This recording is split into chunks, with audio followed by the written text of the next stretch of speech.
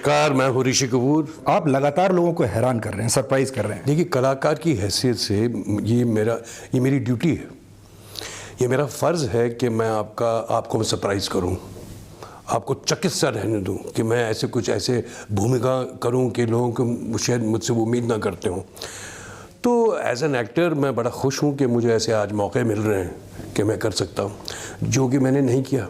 मैं कोई कंप्लेंट नहीं कर रहा। पहले 25 साल जो मैंने लीडिंग मैन या चॉकलेट हीरो या रोमांटिक हीरो के जो ईरा मैंने गुजारा है, मैं कोई कंप्लेन नहीं कर रहा उसके बारे में। मैंने बहुत मज़े लिए, मैंने बहुत इन्जॉय किया मैंने उसे।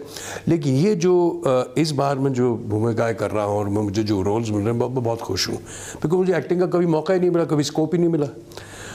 तो मैं इंजॉय कर रहा हूँ और कोशिश कर रहा हूँ कि ऑडियंसेस उसे पसंद करें।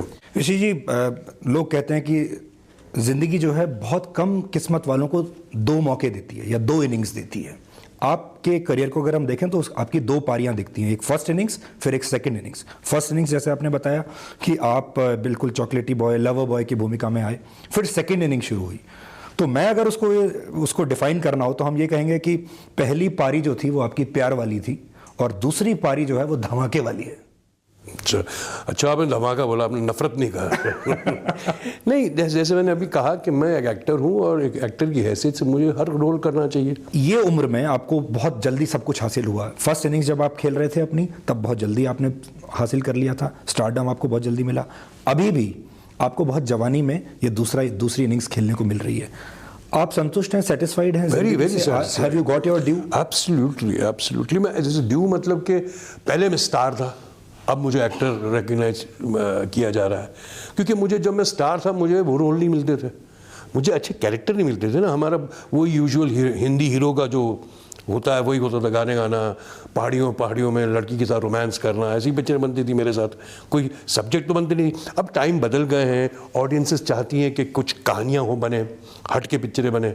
जितनी भी पिक्चरें आप देख रहे हैं रिलीज़ होनी देखिए, सब हट के पिक्चरें। तो इस बात की खुशी है कि ऐसी पिक्चरें बन रही हैं, हमारी ऑडियंसेस मैच्योर हो रही हैं, हमारी ऑडियंसेस चाहती हैं कि हर किस्म की पिक्चर बने, हर किस्म की पिक्चर के लिए ऑडियंस हो।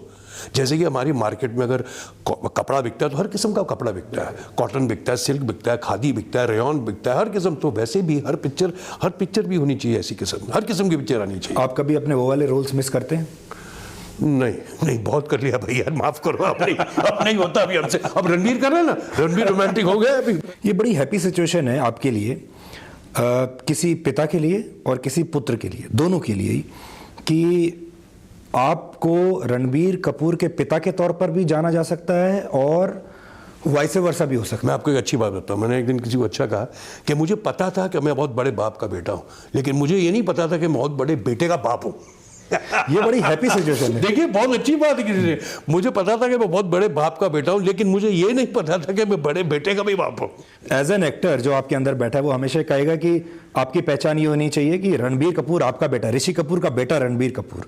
लेकिन एक उल्टी सिचुएशन है जब लोग ये कहेंगे कि Ranbir Kapoor father is going. चलो, अच्छी बात है ना, वो तो बहुत फख्र की बात है। कौन बाप नहीं चाहता कि अपने बेटे के नाम से वो जाना जाए? मुझे तो बहुत खुशी हो। आप क्या चाहते हैं, कैसे जाने जाएं आप? मैं रणबीर कपूर का बाप हूं, ऐसा होना चाहिए। That gives you a satisfaction. Of course it does. Which father would not feel the pride of it? Of course. आप जब अपने समकालीन कलाकारों के बारे में जब देखते हैं, जैसे अमिताभ बच्चन आपके समकालीन थे, विनोद खन्ना थे, शत्रुघ्न सिन्हा थे, उस वक्त एक बहुत टैलेंटेड एक्टर्स की एक ब्रीड उस वक्त आई थी। जब आप उनके साथ अपने आप को कंपेयर करते हैं तो कहाँ पाते हैं आप अपने आप को? देखिए, तो पहले तो मैं बहुत खुशकिस्मत हूँ कि मैंने ऐसे कलाकारों के साथ काम किया। अभी तो बहुत आपने कम नाम लिए, लेकिन जितने कलाकारों के साथ मैंने काम किया, मेरी तो एक रिलेशनशिप उनके साथ बहुत अच्छी रही, फ्रेंडशिप बहुत अच्छी रही, बहुत अच्छी पिक्चर हमने साथ में बनाई, दोस्ती की हैसियत से, हम प्यार की हैसियत से। आज भी हम उतनी ही वार्म से मिलते हैं, उतनी प्यार से मिलते हैं। आज हमारे बच्चे हो गए, आज हमारे बच्चे एक्टर बन गए, आज वो कलीग्स हो गए। तो कभी जब भी सोचता हूँ, जब मैं अभिषेक को देखता हूँ या अक्षय को देखता हूँ या जो भी मेरे सबके बच्चे और सबके बच्चों के साथ मैं काम भी कर रहा हूँ, इस बात की भी बड़ी खुशी है मुझे। कई लोग ये भी कहते हैं आप बहुत एरोगेंट हैं। बिल्कुल, मेरे हर अदा में एरोगेंस है, मेरे प्यार करने की अदा में भी एरोगेंस है।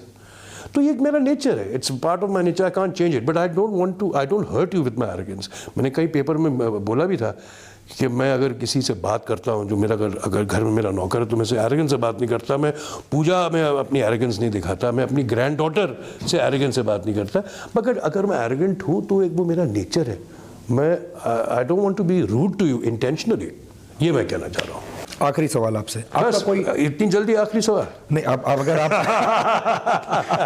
चलिए पूछिए। आपका कोई ड्रीम रोल जो आपको अभी तक सबसे अच्छा लगा हो, ये मुझे जो आप निभाना चाहते हैं? ये मुझे कभी समझ में नहीं आया। ये जो लोग मीडिया पूछती है ड्रीम रोल, ये ड्रीम रोल होता क्या है? मुझे तो पता ही नहीं ड्रीम रोल क्या होता है। सिर्फ ड्रीम गर्ल पता है? हाँ, ड्रीम गर्ल पता है। नहीं रियली, कभी ड्रीम रोल तुम्हें पता ही नहीं मुझे। मैं जब कहानी सुनता मैं बोलता हाँ यार ये अच्छा, ये कैरेक्टर अच्छा है, इसमें तो करना चाहिए। वो तो आते रहता है। ऐसी कोई रोल नहीं है, ऐसा कोई फिल्म नहीं है जो मैं करना चाहता हूँ। और ये बात तो डेफिनेट है कि कोई किसी का काम किया हुआ पुरानी फिल्म की इमिटेशन या किसी की नकल वो नहीं करना चाहता मैं। ऐसा लोग नहीं बोले कि देखो यार ऋषि कपूर उसकी नकल कर रहा है। आज तक तो किसी ने नहीं कहा कि मेरा इंडिविजुअल एज एक्टिंग स्टाइल हो या ना हो, बिकॉज मैं स्पॉन्टेनिटी में बिलीव करता हूँ। नेचुरल एक्टर हूँ मैं, तो मैं किसी की नकल नहीं करता।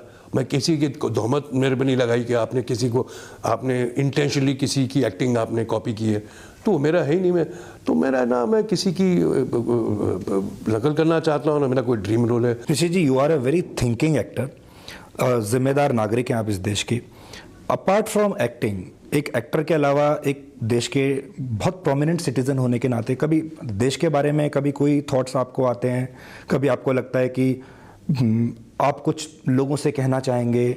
कभी आपका दिल मचलता हो किसी चीज़ को लेके? कभी आपको लगता हो कि कुछ चीज़ हम अपने देश में बदलें, कुछ किया जा सके, विच somebody like you can do?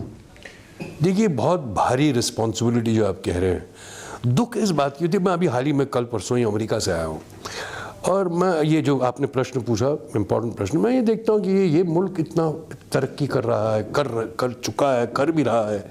हम में उनमें क्या फ़र्क है? हम देखते हैं कि हमारे में वो एक क्या कहते हैं रिस्पॉन्सिबिलिटी है ना, हम में करप्शन बहुत भरा हुआ है, भ्रष्टाचार बहुत है हमारे बीच में। हमारे एक सिस्टम ही हो गया ये, और हम उसे कॉन्शियसली और अनकॉन्शियसली उसे माफ़ भी कर देते हैं, और हम अपनी ज़िंदगी चलाते रहते हैं। रिस्पॉन्सिबिलिटी नहीं है, आदमी को एहसास नहीं कि कैसे हमको उस मुल्क के लिए हमको करना है।